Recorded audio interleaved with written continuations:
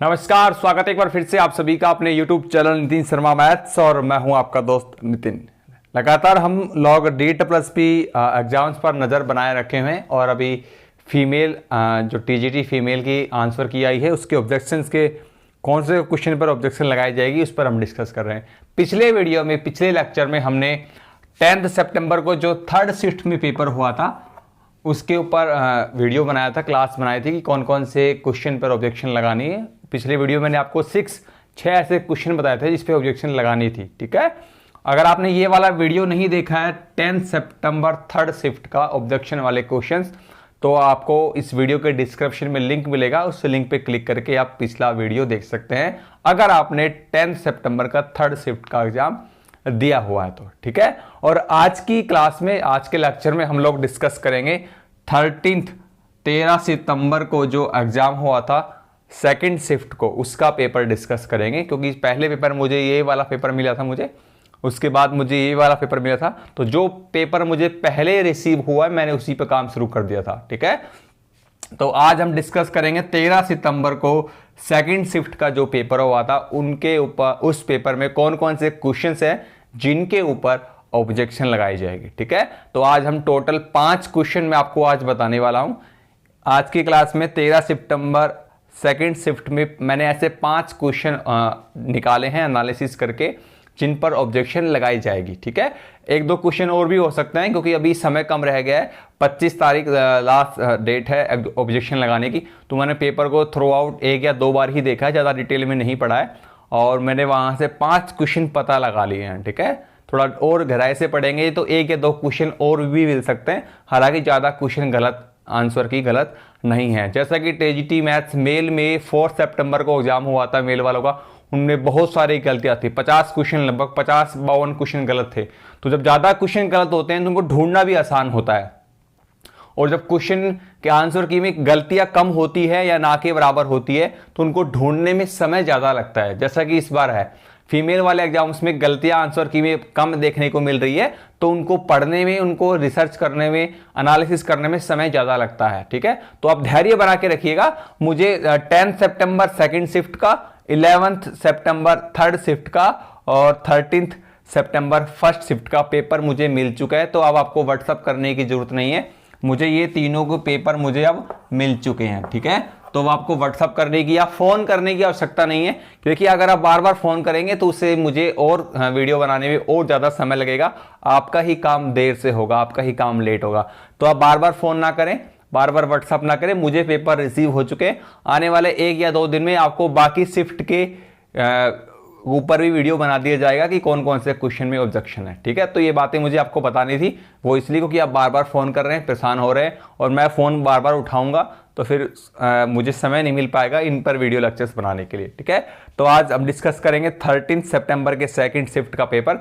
ठीक है, तो चलिए लेते हैं, शुरुआत करते हैं। पहला क्वेश्चन आपके सामने स्क्रीन पर आ चुका है। देखिए, इन वीडियो को बनाने में बहुत मेहनत लगती है, लगातार 8-10 घंटे, 12 घंटे लगातार मेहनत करनी पड़ती है नॉन स्टॉप, तब जाकर ये वीडियो लेक्चर्स तैयार होते हैं। हालांकि वीडियो आपको दिखने में भले ही छोटे से लगते हैं, लेकिन इनके पीछे जो काम किया जाता है वो बहुत गहरी मेहनत अध्ययन से किया जाता है। तो आप लाइक जरूर कर दिया करो, इतना एफर्ट करते हैं, इतनी मेहनत से वीडियो तैयार होते हैं, तो लाइक करना मत भूले, लाइक जरूर कर देना। ठीक है, चैनल पर आए हो, पहली बार नया है तो सब्सक्राइब भी कर लेना, क्योंकि अगर आप TGT PGT मैथ्स टीचर बनना चाह रहे हैं तो ये चैनल आपके भविष्य के लिए बहुत ही इंपॉर्टेंट है।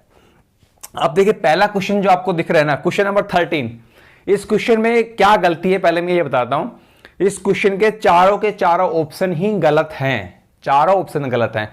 क्वेश्चन क्या है, a real number sequence F1 is said to be, पहले तो इसमें लिखने का तरीका ही गलत है, सीक्वेंस F1 लिखने का तरीका ही गलत बताया हुआ है। Is said to be oscillatory finitely if, कहने का मतलब क्वेश्चन ये कहता है कि जो सीक्वेंस है ना F1 वो ऑक्सिलेटली फाइनाइटली है, ऑक्सिलेट फाइनाइटली।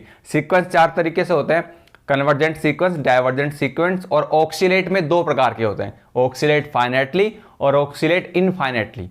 अब क्वेश्चन में कह रहा है कि सीक्वेंस ऑक्सिलेट फाइनाइटली है, तो कौन सी कंडीशंस पर है? इफ पहली कंडीशन क्या है, फर्स्ट ऑप्शन में लिखा है इट इज नॉट कन्वर्जेंट, नहीं, जरूरी नहीं होता कि कन्वर्जेंट नहीं है तो उसका मतलब क्या वो ऑक्सिलेट फाइनाइटली है, वो डाइवर्जेंट भी तो हो सकता है। ठीक है, तो पहला ऑप्शन तो नहीं है। दूसरा option it is not bounded, जहां पर ये लिखा है नॉट बाउंडेड वो तो कभी भी ऑक्सीडेट फाइनाइटली होगा ही नहीं, क्योंकि जब सीक्वेंस नॉट बाउंडेड होता है तो उस केस में वो सीक्वेंस ऑक्सीलेट इनफाइनाइटली होता है। क्या होता है? Oxalate infinitely. तो ऑक्सीलेट इनफाइनाइटली वाले केस में बाउंडेड नहीं होता है। तो जब भी नॉट बाउंडेड लिखा है तो इसका मतलब वो सीक्वेंस ऑक्सीलेट फाइनाइटली तो हो ही नहीं सकता। तो ऑप्शन बी भी गलत है, ऑप्शन सी भी गलत है, क्योंकि उसमें भी नॉट बाउंडेड लिखा है। ऑप्शन डी में लिखा है इट इज नॉट डाइवर्जेंट, तो इसका मतलब वो कन्वर्जेंट भी हो सकता है। डाइवर्जेंट नहीं है तो, अगर डाइवर्जेंट नहीं है तो उसका मतलब ये थोड़ी है कि वो ऑक्सीलेट फाइनाइटली है, वो कन्वर्जेंट भी हो सकता है। एक्चुअल में ऑक्सीलेट फाइनाइटली तभी होता है कोई सीक्वेंस जब वो दो कंडीशन पूरी करता है। पहली तो बाउंडेड होना बहुत जरूरी है, उस सीक्वेंस का बाउंडेड होना जरूरी है, और दूसरा वो ना तो कन्वर्जेंट होना चाहिए, नाइदर कन्वर्जेंट, ठीक है, और नॉर डाइवर्जेंट, नॉर डाइवर्जेंट। ये दो बातें होनी चाहिए, एक तो बाउंडेड होना चाहिए पहली कंडीशन तो, और दूसरी नाइदर कन्वर्जेंट नॉर डाइवर्जेंट। आप किसी बुक से ऑक्सीलेट फाइनाइटली की डेफिनेशन उठा के प्रूफ के तौर पे लगा सकते हैं। और तो इस क्वेश्चन में प्रूफ में आपको क्या मेंशन करना है कि ऑल ऑप्शंस आर इनकरेक्ट, सारे के सारे ऑप्शन गलत हैं, और प्रूफ के लिए ऑक्सीलेट फाइनाइटली की डेफिनेशन किसी भी बुक से आप लगा सकते हैं, यही करेक्ट रहेगी। ठीक है, तो इसके चार ऑप्शन गलत थे। चलिए अब नेक्स्ट क्वेश्चन में मूव करते हैं।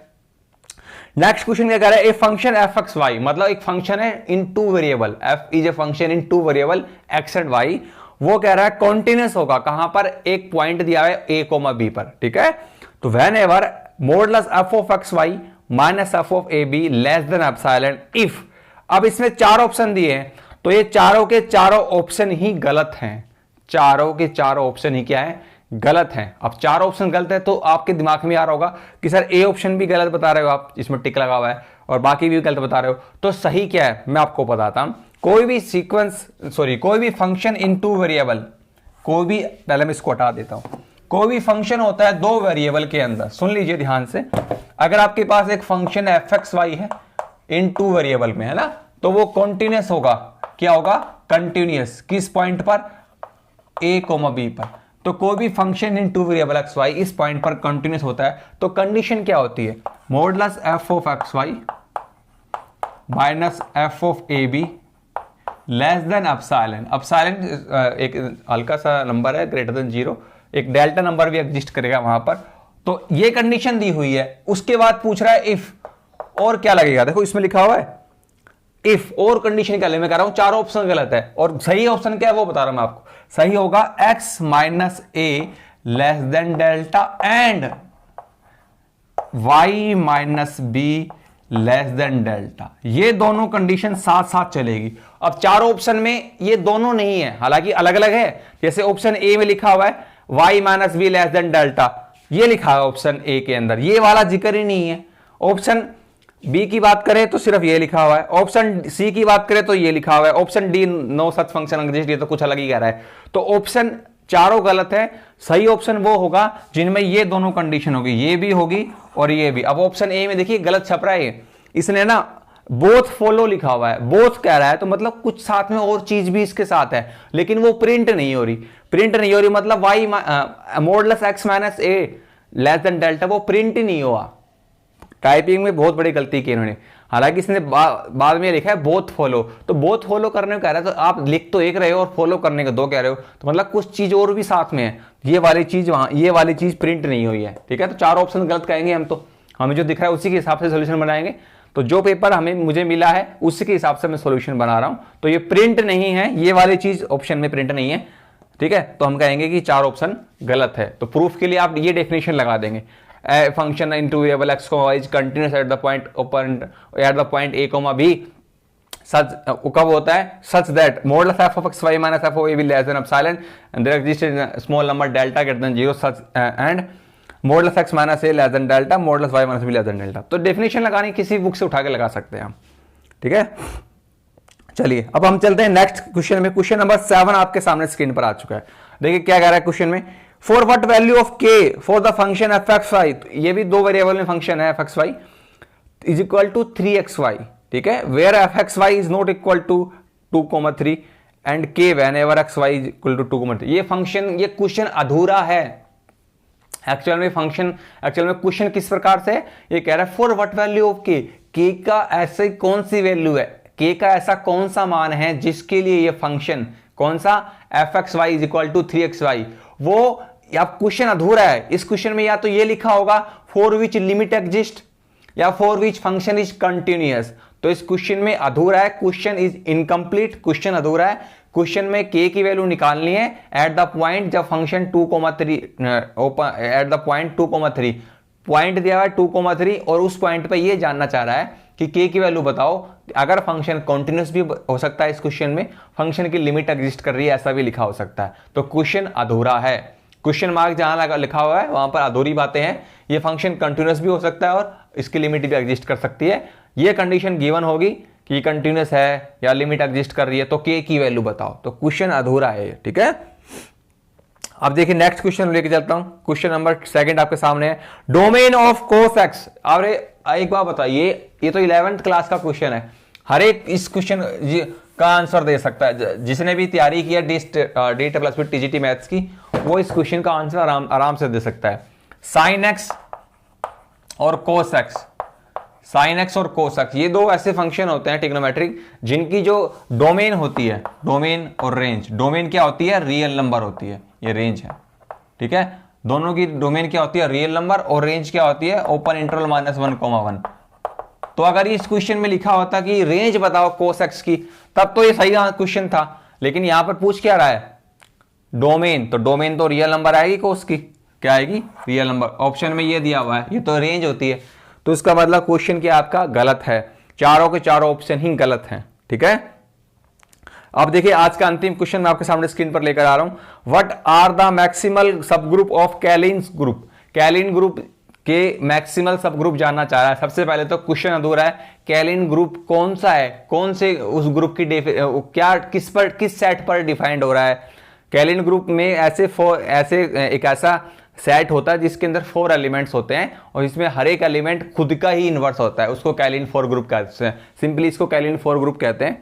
और ये ऐसा ग्रुप होता है जिसके हर एक एलिमेंट खुद का इनवर्स होता है। तो इसने कैलिन ग्रुप की एग्जांपल बहुत सारे हो सकते हैं, बहुत सारे इसकी डेफिनेशन हो सकती है, डिफाइन हो सकता है ये क्वेश्चन।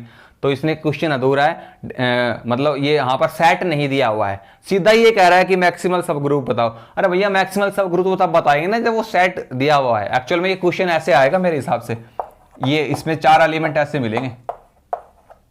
अब ये इस सेट के ऊपर आपको मैक्सिमल सब ग्रुप बताना था, तो ये क्वेश्चन अधूरा है। ठीक है, तो आपको क्या लिखना है, स्टेटमेंट इज इनकम्प्लीट। ठीक है, ये प्रूफ इस क्वेश्चन का स्क्रीनशॉट आपको लगाना है। तो ये 5 क्वेश्चन थे आज के क्लास के अंदर। 13 सितंबर का सेकंड वीडियो लेक्चर हमने बना लिया है। तो हमने कौन कौन से वीडियो कवर कर लिए, एक ये वाला कवर कर लिया और एक ये वाला, बचे हुए 3 जल्द ही कल या परसों आपको मिल जाएंगे। घबराने की जरूरत नहीं है, 25 सितंबर लास्ट डेट है, तो आपको भी तसल्ली से पेशेंस बना रखिए। बार बार फोन करने की जरूरत नहीं है, क्योंकि आप बार बार फोन करेंगे तो उससे मेरा कार्य करने के जो समय है वो खराब हो जाएगा। मैं आपके लिए समय निकाल कर और वीडियो आपके लिए बनाता रहूंगा। तो इस वीडियो में बहुत मेहनत की है, तो लाइक जरूर कर देना। ठीक है, चैनल पर नए हैं तो सब्सक्राइब कर लेना, बेल आइकन का बटन दबाकर ऑल नोटिफिकेशन ऑन जरूर कर लेना। ठीक है, हम जल्दी मिलेंगे आपसे नेक्स्ट एपिसोड में, तब तक के लिए नमस्ते।